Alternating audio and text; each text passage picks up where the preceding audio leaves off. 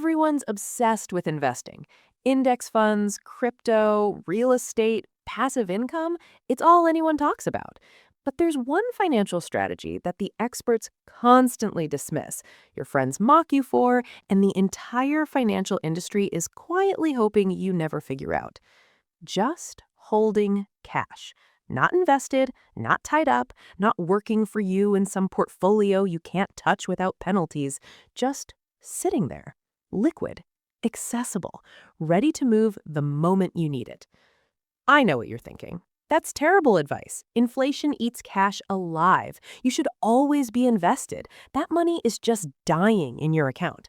And that's exactly what I want to challenge today, because keeping substantial cash reserves might be the single most powerful financial position you can put yourself in. And I'm going to prove it with math. My name is Nicole, and I help people understand the real psychology and mechanics behind building wealth, not just impressive numbers on paper, but actual power in real life. If you've ever done everything the experts say and still felt financially trapped or stressed, stick with me. Hit subscribe and drop a like if this changes how you think about money. Why cash is actually power. Most financial advice is optimized for spreadsheets. Maximize returns, minimize fees, compound everything. And those things matter, but they miss something huge. Numbers on paper don't equal power in real life. Think of it like a PhD in nutrition. You can know everything about optimal eating and still be unhealthy. Knowledge of the perfect strategy doesn't help if living that strategy leaves you stressed, rigid, and unable to act when it counts. Real wealth isn't just net worth, it's options, freedom, the ability to move when everyone else is frozen. Point 1. Cash lets you go shopping during a crisis. Everyone loves repeating the same famous investing advice. Be greedy when others are fearful. Buy the dip. Crashes create opportunities. It sounds brilliant in theory, and people love quoting it when markets are calm and portfolios are growing. But when a real crash actually happens, the psychological reality looks completely different. When markets suddenly drop 30 or 40%, fear spreads everywhere. People start worrying about losing their jobs, businesses struggle to survive, and headlines start predicted economic disaster. In those moments, most investors can't actually do what the famous advice tells them to do.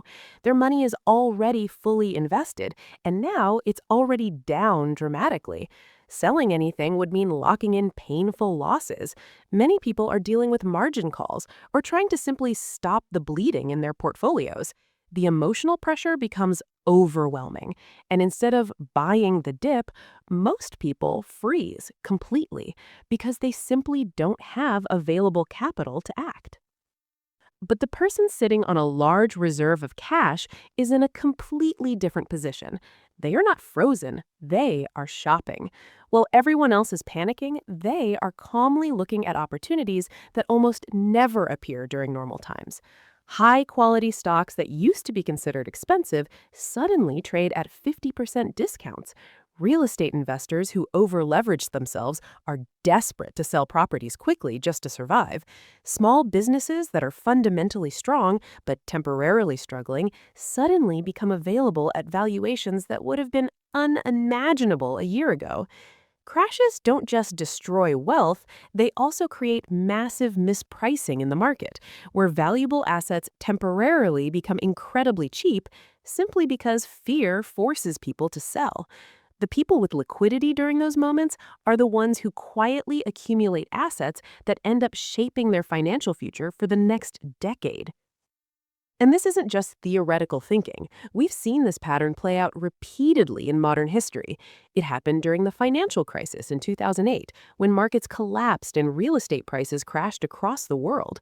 It happened again in 2020, when the global pandemic caused one of the fastest market crashes in history.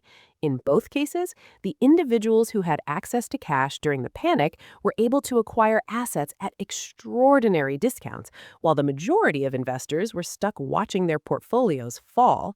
The cycle will almost certainly happen again at some point in the future because economic booms and crashes are part of how financial systems naturally operate. To make this even clearer, imagine a simple example. Let's say you decided to keep $200,000 in cash reserves for several years. During that time, your friends constantly criticized that decision. They ran calculations showing how much money that cash could have grown if it had been invested in index funds. They told you that inflation was silently destroying your purchasing power. They said you were being too conservative, too cautious, maybe even financially naive. On paper, their arguments looked convincing. Then, a crisis arrives. Markets fall by 35% in a single month. Companies start laying off people, businesses struggle to survive, and investors everywhere panic about what might happen next. But instead of feeling trapped like everyone else, you suddenly find yourself in a position of strength. You're not calm because the situation isn't serious, it absolutely is. But you're calm because you have options. You have cash. While everyone else is stuck trying to survive the storm, you begin quietly deploying capital into opportunities that only appear during moments of chaos. You buy stocks that were once considered elite companies at massive discounts. You purchase a commercial property from an owner who needs immediate liquidity and is willing to sell far below market value. 5 years later, the crisis is long gone, and the economy has recovered.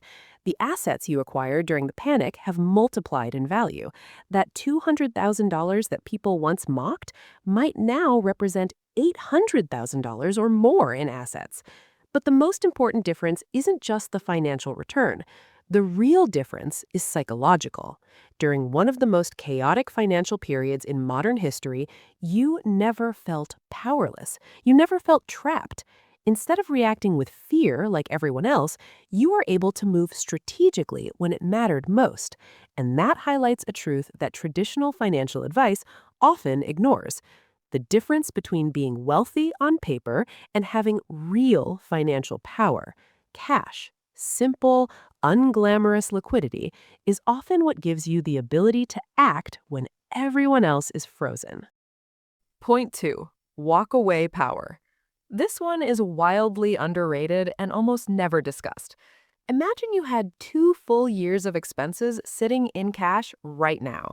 Not in stocks you'd have to sell at whatever price the market's offering, not in real estate that takes months to liquidate, just cash, available tomorrow if you needed it. Suddenly, everything changes. That terrible boss? Not quite so intimidating. That toxic work environment? You can tolerate it because you know you could walk out tomorrow and be fine. Those unreasonable client demands? Negotiable, because you're not desperate for every dollar. When you have real liquidity, you can afford to walk away from bad jobs, bad deals, bad business partners, bad situations. Most people stay stuck in circumstances they hate, not because they want to, but because they genuinely can't afford to leave. They need the next paycheck. They can't risk the instability. They're financially handcuffed. But here's where it gets even more interesting. That walkaway power doesn't just protect you from bad situations, it actively attracts better ones. When you're not desperate, people sense it. Employers know you're choosing to be there, which paradoxically makes them value you more. Business partners know you don't need the deal, which gives you far better leverage at the table. Even in personal relationships, not being financially dependent changes the entire dynamic. I've watched this play out over and over. The most financially stressed people I know are often the ones making the most money, but spending every penny to maintain an impressive lifestyle. They're trapped by golden handcuffs. They can't change anything because their expensive life demands their expensive income. Meanwhile, someone earning half as much, but sitting on substantial cash reserves, has infinitely more freedom. They can take risks. They can try new things. They can walk away from anything that stops serving them.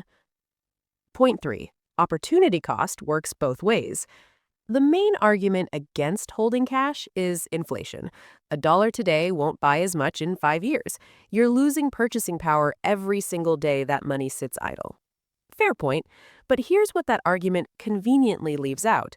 Investments have costs too, and they're not always obvious.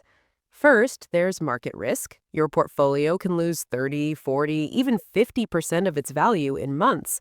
It usually recovers, but what if you need that money during the down period?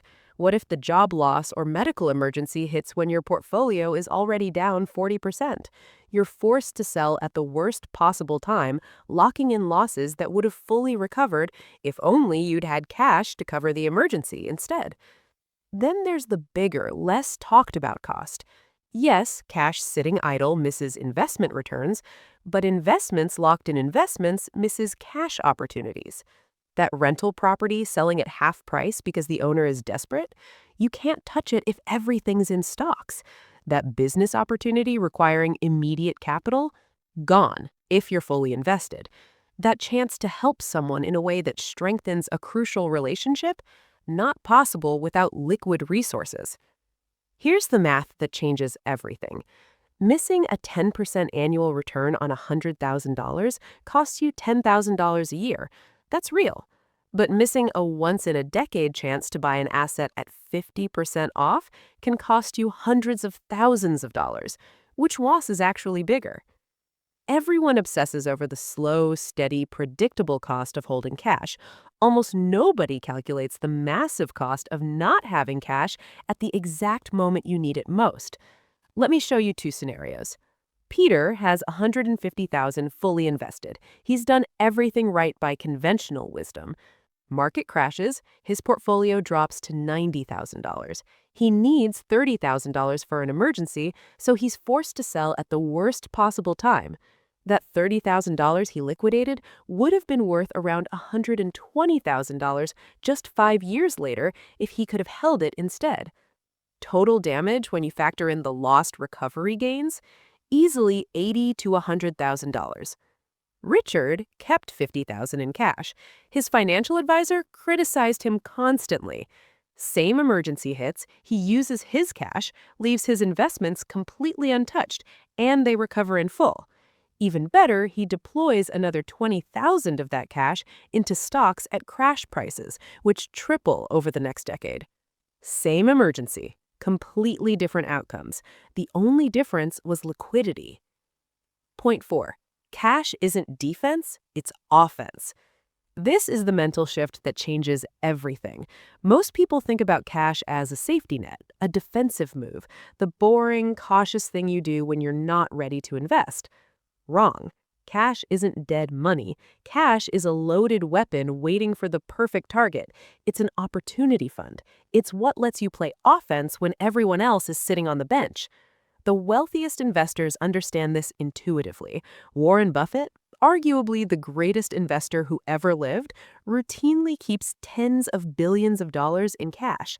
His company, Berkshire Hathaway, often holds $100 billion or more in cash and equivalents. Does Buffett not understand inflation? Does he not know about opportunity cost? Of course he does. He keeps that cash specifically because he understands something most people miss. The best investment opportunities require cash, and they appear at exactly the moment when everyone else is broke. Every crash, every recession, every crisis, these events create incredible buying opportunities for people with cash. But those opportunities only exist because most people don't have cash when it counts most. So how much should you actually keep? Standard advice says 3 to 6 months of expenses. That's your basic emergency fund. It keeps you from going into debt when the car breaks down or you lose your job. Fine, but that's not what I'm talking about here. I'm talking about keeping enough cash to actually do something with it when opportunity knocks.